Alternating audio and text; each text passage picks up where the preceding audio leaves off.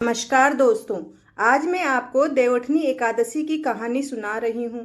कार्तिक माह के शुक्ल पक्ष की एकादशी को देवउठनी एकादशी, देवोत्थान एकादशी, देवउठनी ग्यारस, प्रबोधिनी एकादशी आदि नामों से जाना जाता है। इसकी पौराणिक कथा इस प्रकार है। एक राजा के राज्य में सभी लोग एकादशी का व्रत रखते थे। प्रजा तथा नौकर चाकरों से लेकर पशुओं तक को एकादशी के दिन अन्न नहीं दिया जाता था। एक दिन किसी दूसरे राज्य का एक व्यक्ति राजा के पास आकर बोला, महाराज कृपा करके मुझे नौकरी पर रख लें। तब राजा ने उसके सामने एक शर्त रखी कि ठीक है, रख लेते हैं, किंतु रोज तो तुम्हें खाने को सब कुछ मिलेगा, पर एकादशी को अन्न नहीं मिलेगा। उस व्यक्ति ने उस समय हाँ कर ली, पर एकादशी के दिन जब उसे फलाहार का सामान दिया गया तो वह राजा के सामने जाकर गिड़गिड़ाने लगा, महाराज इससे मेरा पेट नहीं भरेगा, मैं भूखा ही मर जाऊंगा, मुझे अन्न दे दो। राजा ने उसे शर्त की बात याद दिलाई, पर वह अन्न छोड़ने को राजी नहीं हुआ। तब राजा ने उसे आटा, दाल, चावल आदि दे दिए। वह नित्य की तरह नदी पर पहुंचा और स्नान आदि करके भोजन पकाने लगा। जब भोजन बन गया तो वह भगवान को बुलाने लगा, आओ भगवान, भोजन तैयार है। उसके बुलाने पर पीताम्बर वस्त्र धारण करे हुए भगवान चतुर्भुज रूप में आ पहुँचे तथा प्रेम से उसके साथ भोजन करने लगे। भोजन आदि करके भगवान अंतर ध्यान हो गए तथा वह अपने काम पर चला गया। 15 दिन बाद अगली एकादशी को वह राजा से कहने लगा, महाराज मुझे दोगुना सामान दीजिए, उस दिन तो मैं भूखा ही रह गया। राजा ने कारण पूछा तो उसने बताया कि हमारे साथ भगवान विष्णु भी खाना खाते हैं, इसीलिए हम दोनों के लिए यह सामान पूरा नहीं होता। यह सुनकर राजा को बड़ा आश्चर्य हुआ और वह आश्चर्यचकित होकर बोला, मैं नहीं मान सकता कि भगवान तुम्हारे साथ खाना खाते हैं। मैं तो इतना व्रत रखता हूँ, पूजा करता हूँ, पर भगवान ने मुझे कभी दर्शन भी नहीं दिए।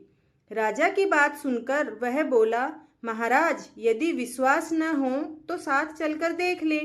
राजा एक पेड़ के पीछे छिपकर बैठ गया। उस व्यक्ति ने भोजन बनाया तथा भगवान को शाम तक पुकारता रहा, परंतु भगवान न आए। अंत में उसने कहा, हे भगवान, यदि आप नहीं आए तो मैं नदी में कूदकर प्राण दे दूंगा। लेकिन भगवान नहीं आए। तब वह प्राण त्यागने के उद्देश्य से नदी की तरफ बढ़ा। प्राण त्यागने का उसका दृढ़ इरादा जान शीघ्र ही भगवान ने प्रकट होकर उसे रोक लिया और साथ बैठकर भोजन करने लगे। खा पीकर वे उसे अपने विमान में बिठाकर अपने धाम ले गए। यह देख राजा ने सोचा कि व्रत उपवास से तब तक कोई फायदा नहीं होता जब तक मन शुद्ध न हो और मन में श्रद्धा न हो। इससे राजा को ज्ञान मिला। वह भी मन से व्रत उपवास करने लगा और अंत में स्वर्ग को प्राप्त हुआ। अगर एक राजा था, उसके राज्य में प्रजा बहुत सुखी थी। एकादशी को कोई भी अन्न नहीं बेचता था, सभी फलाहार करते थे। एक बार भगवान ने राजा की परीक्षा लेनी चाहिए। भगवान ने एक सुंदरी का रूप धारण किया तथा सड़क पर बैठ गए।